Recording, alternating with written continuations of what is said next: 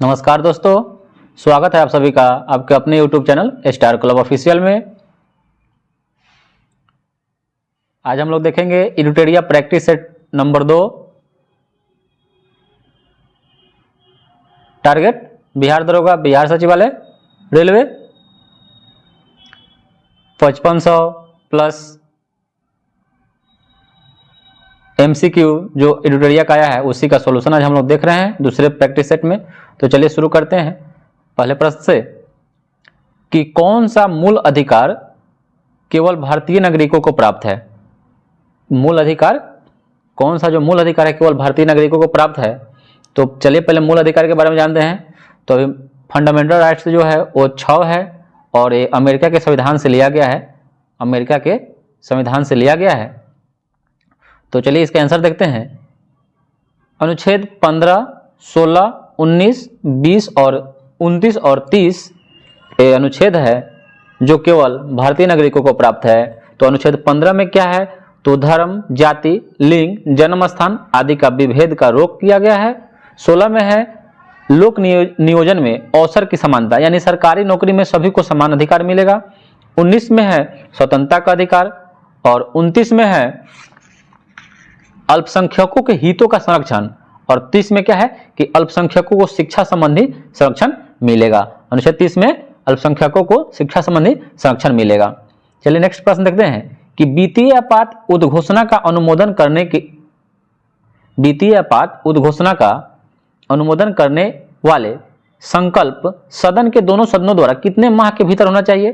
तो ये 2 माह के भीतर होना चाहिए। कितने माह, 2 माह के। और वित्तीय आपातकाल ये अमेरिका के संविधान से लिया गया है। अमेरिका के संविधान से लिया गया है। अमेरिका के संविधान से वित्तीय आपात को लिया गया है और वित्तीय आपात अनुच्छेद 360 में स्थित है, निहित है। अनुच्छेद 360 में निहित है।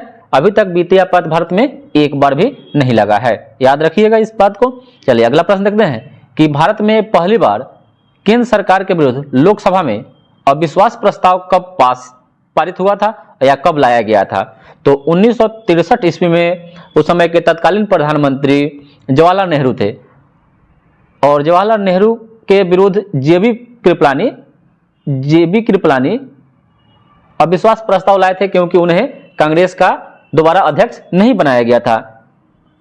अभी तक अविश्वास प्रस्ताव लगभग 26 बार लाया जा चुका है। चलिए अगला प्रश्न देखते हैं कि राज्य के नीति निर्देशक तत्वों के परिवर्तन के लिए किस अनुच्छेद में उपबंध किया गया है। तो राज्य के नीति निर्देशक तत्व जो आयरलैंड के संविधान से लिया गया है, जो अनुच्छेद 36 से 51 तक निहित है, तो इसमें परिवर्तन नहीं हो सकता है। तो अनुच्छेद 37 में कहता है कि इसको न्यायालय में परिवर्तनीय नहीं, यानी राज्य का नीति निर्देशक तत्व न्यायालय में परिवर्तनीय नहीं है। चलिए अगला प्रश्न देखते हैं कि चलैया समिति का गठन कब हुआ था। तो चलैया समिति का गठन 1991 में ईस्वी में हुआ था। प्रत्यक्ष कर में सुधार के लिए किया गया था। प्रत्यक्ष कर में सुधार के लिए 1991 में चलैया समिति का गठन किया गया था। अगला प्रश्न देखते हैं कि भूरी क्रांति का संबंध किससे है। तो भूरी क्रांति का संबंध उर्वरक, चमड़ा, कोको उत्पादन और गैर ऊर्जा पारंपरिक उत्पाद से है। इसके जनक हीरालाल चौधरी को माना जाता है। इसके जनक हीरालाल चौधरी को माना जाता है। तो चलिए कुछ महत्वपूर्ण क्रांति और उनके जनक देख लेते हैं। क्रांति और उनके जनक देख लेते हैं। तो हरित क्रांति का संबंध खदान से है, जिसका शुरुआत 1966 से 67 में हुआ था। MS स्वामीनाथन इसके जनक माने जाते हैं और पंजाब से हुआ था इसका शुरुआत।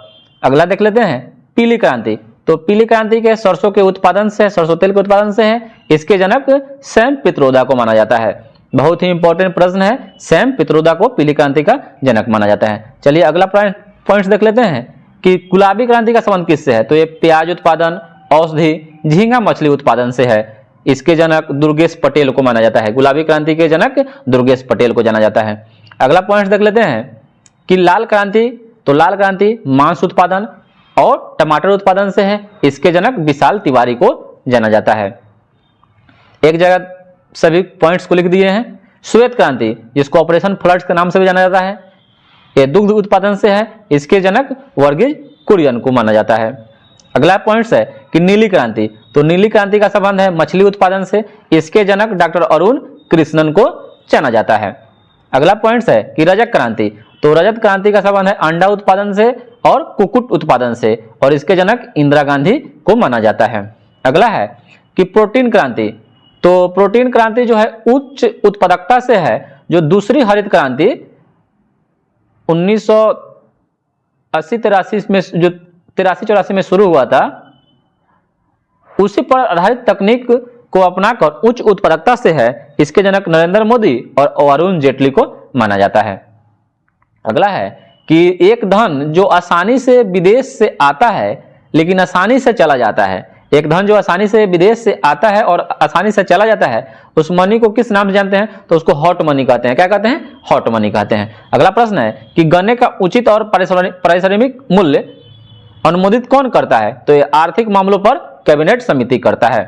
चलिए अगला प्रश्न है कि दांडी मार्च की समाप्ति किस तिथि को हुई थी, तो दांडी मार्च की समाप्ति 12 अप्रैल 1930 को समाप्ति हुई थी और 6 मार्च 1930 से इसका शुरुआत हुआ था, अप्रैल तक चला था, 24 दिन तक चला था। इसमें नमक कर, जो नमक पर टैक्स लगता था उसी को नमक बनाकर उस टैक्स को समाप्त किया गया। इसी में दांडी मार्च सविनय अवज्ञा आंदोलन की भी शुरुआत हुई थी 30 में। अगला प्रश्न देख लेते हैं, कुछ गांधी जी के जीवन काल से संबंधित घटनाएं। आपको 4 ऑप्शन दे देगा, कहेगा कि इनमें से एक में कोई गलत दे देगा, कहेगा कि इसको बताना है आपको। तो चौरी चौरा कांड 5 फरवरी 1922, इसके बाद महात्मा गांधी ने असहयोग आंदोलन वापस ले लिया था। द्वितीय गोलमेज सम्मेलन जिसमें भाग लिए थे महात्मा गांधी 7 सितंबर 1931 को हुआ था। पुनः समझौता 24 सितंबर 1932 को भीमराव अंबेडकर और गांधी जी के बीच हुआ था, और भारत छोड़ो आंदोलन 8 अगस्त 1942 को हुआ था। तो इसमें भारत छोड़ो आंदोलन में ऑप्शन आपको गलत दे देगा, तो आपको याद रहेगा तो मारिएगा। अगला प्रश्न है कि आजाद हिंद फौज के साथ सुभाष चंद्र बोस ने सिंगापुर में स्वतंत्र भारत की अस्थायी सरकार का गठन कब किया था, तो ये किए थे 21 अक्टूबर 1943 ईस्वी में। अगला प्रश्न देख लेते हैं कि सती प्रथा का उन्मूलन किस नियम के तहत किया गया, तो सती प्रथा का उन्मूलन 1829 के नियम 17 के द्वारा किया गया था, और सती प्रथा का उन्मूलन में लॉर्ड विलियम बेंटिंग और भारत में राजाराम मोहन राय का महत्वपूर्ण योगदान है।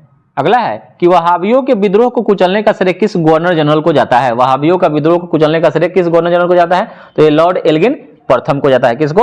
लॉर्ड एल्गिन प्रथम। और लॉर्ड एल्गिन द्वितीय ने कहा था कि भारत को तलवार के बल पर जीता गया है। अगला है कि त्रिपक्षीय संघर्ष में कौन राजवंश शामिल था, कौन कौन राजवंश शामिल था, तो त्रिपक्षीय संघर्ष में पाल वंश शामिल था, जिसके संस्थापक गोपाल थे, राजधानी मुंगेर था, और राष्ट्रकूट वंश दंती दुर्ग के संस्थापक थे और मानखेट इसकी राजधानी थी, और प्रतिहार वंश नागभट्ट प्रथम इसके संस्थापक थे, और कनौज इसकी राजधानी थी। पहले उज्जैन भी हुआ करती थी, बाद में कनौज इसकी राजधानी बनी। और इसमें लिख देगा आपकी त्रिपक्षीय संघर्ष में कौन राजवंश शामिल नहीं था, तो ये तीनों शामिल था, और ऑप्शन में कुछ भी डाल देगा, पल्लव वंश शामिल नहीं था।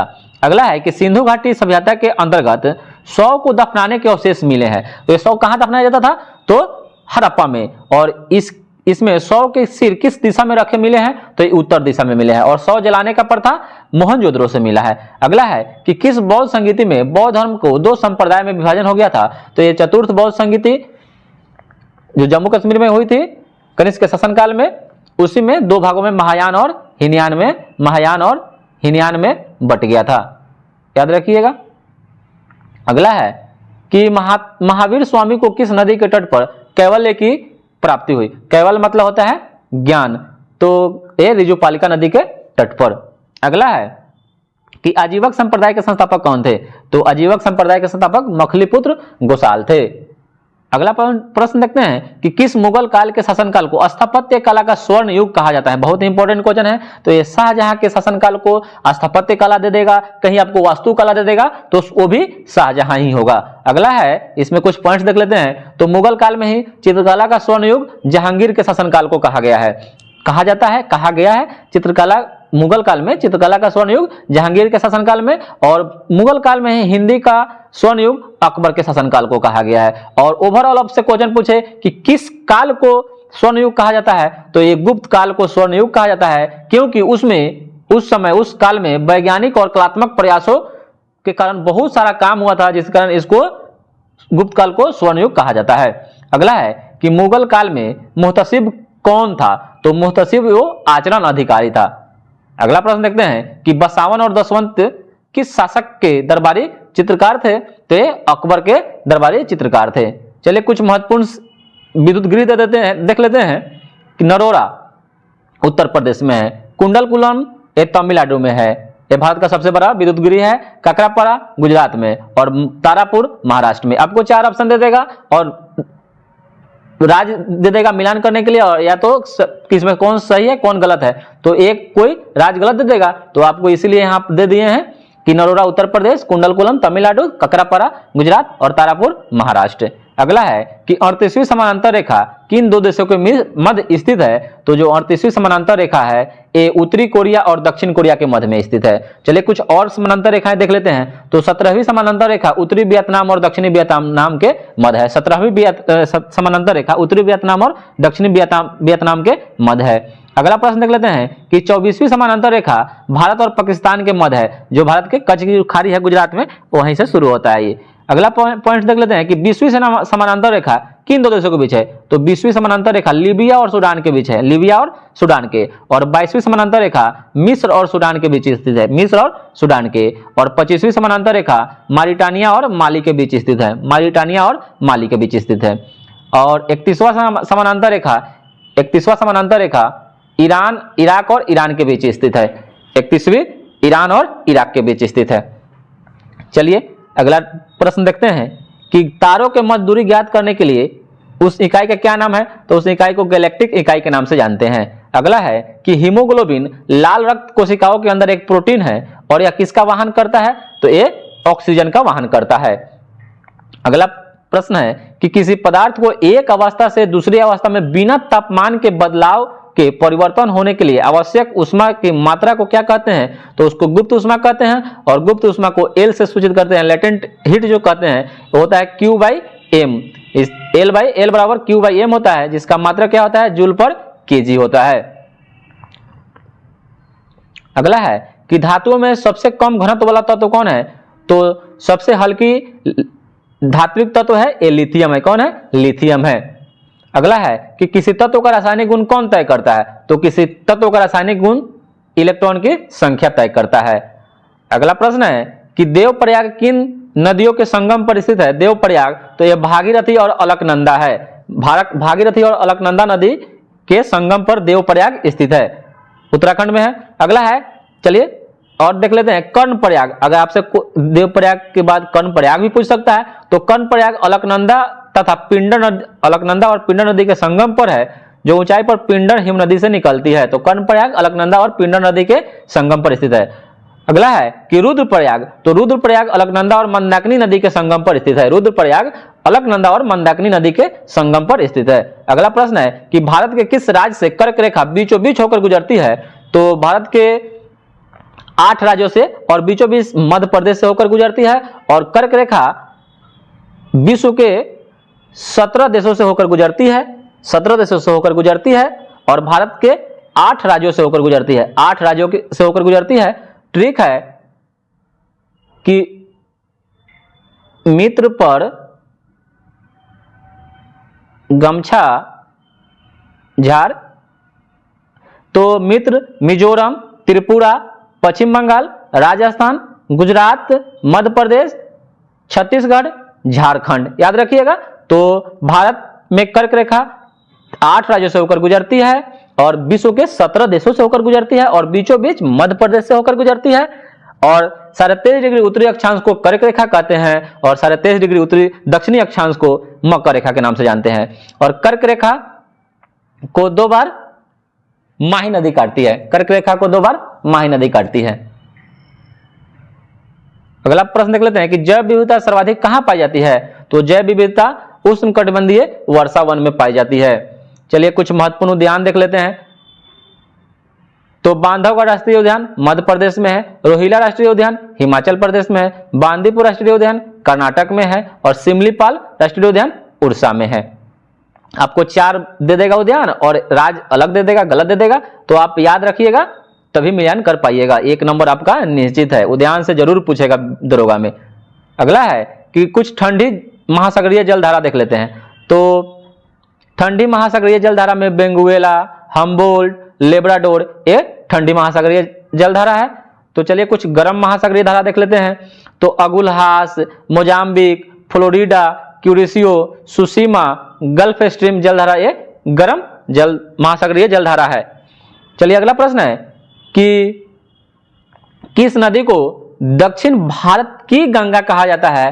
तो इसमें ट्विस्ट है कि किस नदी को दक्षिण भारत की गंगा कहा जाता है, तो ये कावेरी को कहा जाता है। और दक्षिणी गंगा सिर्फ दक्षिण की नहीं लगेगा तो ये गोदावरी को कहा जाता है। दक्षिण गंगा गोदावरी को कहा जाता है और दक्षिण भारत की गंगा ये कावेरी को कहा जाता है। और बृहद गंगा गोदावरी को कहा जाता है। बृहद गंगा गोदावरी को कहा जाता है। बृहद गंगा याद रखिएगा, बृहद गंगा गोदावरी को कहा जाता है। दक्षिण भारत की सबसे बड़ी नदी ये भी गोदावरी है।